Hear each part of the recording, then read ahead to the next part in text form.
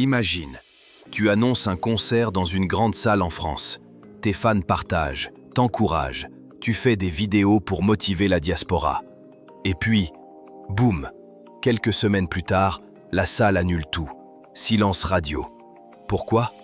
Manque de vente. C'est brutal, mais c'est la vérité. Aujourd'hui, on va expliquer comment fonctionne l'industrie des concerts en Europe et surtout, pourquoi il ne suffit pas d'être populaire sur les réseaux pour remplir une salle. Bienvenue. Ici, on parle musique, industrie, stratégie, et on dit les choses. D'abord, il faut bien comprendre que les grandes salles comme le Zénith, le Bataclan ou l'Accor Arena ne sont pas des lieux culturels gratuits ou des espaces communautaires. Ce sont des entreprises. Chaque soir non loué, c'est de l'argent perdu pour elles. Quand un artiste ou un producteur veut réserver une salle, il doit payer à l'avance. C'est ce qu'on appelle une location sèche. Par exemple, pour un Zénith, tu peux payer entre 18 000 et 25 000 euros juste pour avoir les clés pour une soirée. Et ça, ce n'est que le début. Location salle, 20 000 euros. Sécurité obligatoire, 5 000 euros. Technicien son et lumière, 8 000 euros. Régisseur, catering, loge, 4 000 euros. Assurance, billetterie, SACEM, 3 000 euros. Communication, 10 000 euros. Total minimum à avancer, 50 000 à 100 000 euros. Et on n'a même pas encore parlé de ton cachet, ni de celui des musiciens. C'est un vrai projet entrepreneurial.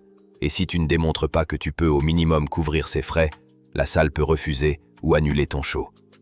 Ces derniers mois, on a vu plusieurs concerts annulés d'artistes africains, parfois très connus. Iba One à Paris, d'autres à Bruxelles, à Lyon. Et à chaque fois, la réaction est la même. Incompréhension, frustration, colère.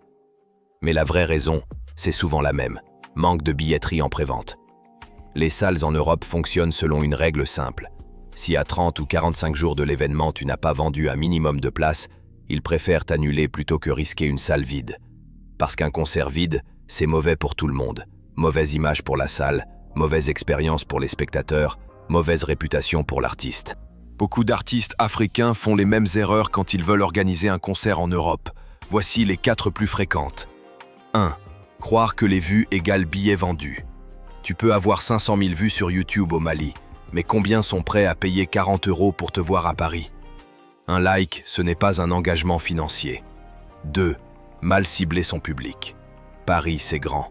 Si tes vrais fans sont en banlieue ou dans d'autres villes, il faut penser à comment ils vont venir. Transport, horaire, prix.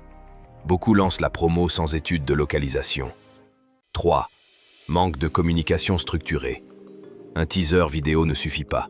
Il faut un plan de communication sur plusieurs mois. Teaser interview, concours vidéo, backstage, contenu régulier pour garder l'envie. 4. Mauvais choix de salle. Commencer avec un Zénith, c'est comme apprendre à conduire dans une Ferrari. Il vaut mieux remplir le Trabendo, le Trianon, le Café de la Danse d'abord. Une petite salle pleine a plus d'impact qu'une grande salle vide. Étape 1. Faire une étude de marché. Créer un sondage en ligne. Serais-tu prêt à payer 30-50 euros pour venir me voir à Paris? Utilise les outils. Google Forms, Instagram Sondage, WhatsApp Groupe Diaspora. Analyse les réponses. Qui, où, combien. Étape 2. Choisir le bon format. Tu as 3 options principales. Location sèche, autoproduction.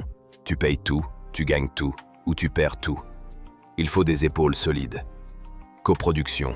Tu bosses avec un producteur ou la salle. Vous partagez les coûts et les décisions.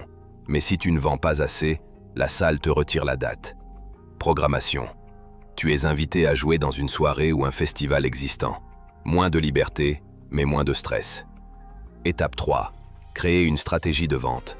Lancer la billetterie 6 mois avant minimum. Segmenter ta communication.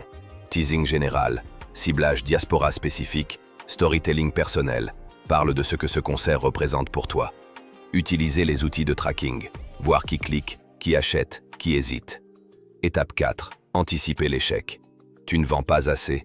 Sois prêt à changer de salle, reporter intelligemment, offrir des bundles, 2 billets achetés, un t-shirt offert, chercher des sponsors communautaires, restos, radios africaines, salons de coiffure. Soyons honnêtes, notre industrie musicale afro n'est pas encore structurée. Beaucoup d'artistes sont seuls ou mal entourés. Et certains managers sont juste des potes, pas des pros. Résultat, des erreurs de débutants. Pas de stratégie, pas de plan B, trop de fierté pour demander de l'aide. Et les salles, elles, ne font pas de sentiments. C'est le business. Tu remplis, on t'ouvre. Tu ne remplis pas, on annule. Mais tout n'est pas perdu. On peut changer la donne. Voici comment. Former les artistes et leurs équipes managers chargés de com, producteurs. Il faut des pros à tous les niveaux. Créer des agences ou collectifs de production afro. Mutualiser les forces, les réseaux, les savoirs.